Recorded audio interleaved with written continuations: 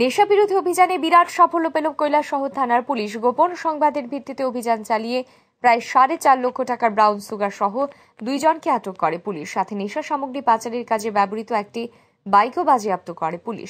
এই বিষয়ে মঙ্গলবার সংবাদ মাধ্যমের মুখোমুখি হয়ে কৈলাসহর থানার ওসি জানান, গোপন সংবাদের ভিত্তিতে সোমবার গভীর রাতে চিনিবাগান এলাকার নাকা পয়েন্টে TR05C 9956 নম্বরের একটি পালসার বাইককে আটক করে পুলিশ।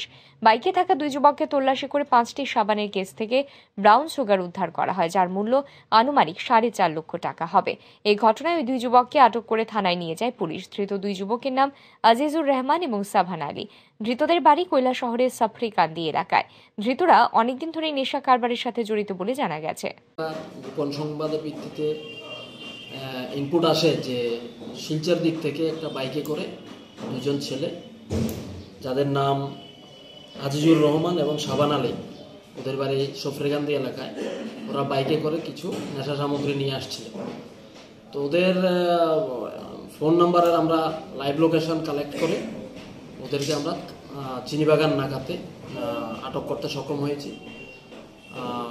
আমাদের নিয়ম মেনে এক্সিকিউটিভ ম্যাজিস্ট্রেটের সামনে আমরা ওদের বডি সার্চ করে ওদের কাছ থেকে আমরা 5টি সাবান কেসের মধ্যে ব্রাউন সুগার উদ্ধার করি। 2 জনকে আমরা অ্যারেস্ট করেছি এবং বাইকটাও সিজ করেছি। আজকে আমরা ওই 2 জনকে কোর্টে পুলিশ রিমান্ড চেয়ে ফরওয়ার্ড করব।